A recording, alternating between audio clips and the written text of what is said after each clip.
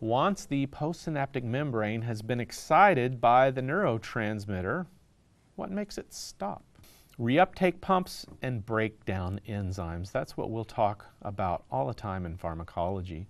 So to get neurotransmitter out of that synapse, it either has to be pumped out or the neurotransmitter has to be broken down. So once the postsynaptic membrane has been excited by the neurotransmitter, what makes it stop? Here's my cartoon of reuptake pumps. We're just quite simply taking the neurotransmitter and pumping it back into the pre- and postsynaptic membrane where it can be recycled. Another way to get neurotransmitter out of the synapse is enzymes that just break the neurotransmitter down. Acetylcholinesterase is an essential enzyme to understand to talk about autonomic pharmacology. Acetylcholinesterase breaks down acetylcholine in the synapse. So think about it. It's the garbage disposal that's breaking down the acetylcholine instantaneously. So if we block acetylcholinesterase using drugs called cholinesterase inhibitors, we're going to end up with more acetylcholine in the synapse.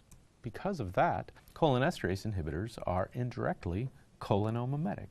Blocking acetylcholinesterase leaves more acetylcholine in the synapse, so cholinesterase inhibitors are cholinomimetic. So cholinesterase inhibitors block the breakdown of acetylcholine. So cholinesterase inhibitors leave more acetylcholine in the synapse, therefore they are cholinomimetic.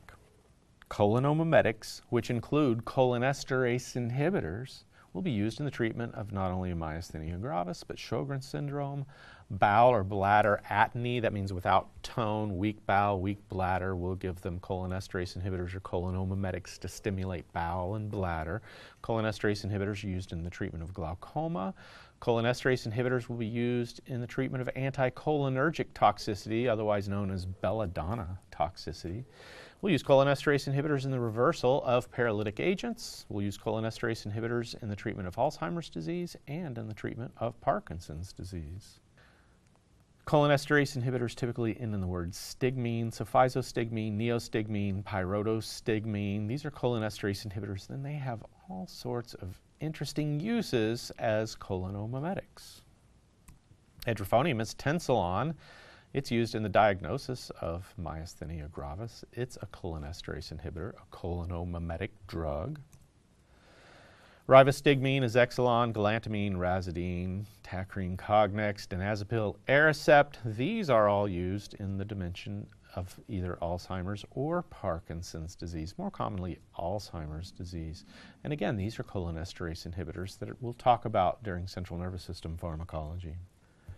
Insecticides are cholinesterase inhibitors, usually irreversible cholinesterase inhibitors. Military nerve gas is a cholinesterase inhibitor. And so military men and women who are at risk for being exposed to nerve gas carry atropine and cholinesterase reactivators in a syringe in the treatment of cholinergic toxicity in the case of military nerve gas. People who work around insecticides, sometimes somebody will be exposed to an enormous amount of insecticide. Those are cholinesterase inhibitors, and we'll give them atropine and cholinesterase reactivators to treat them for the cholinergic toxicity.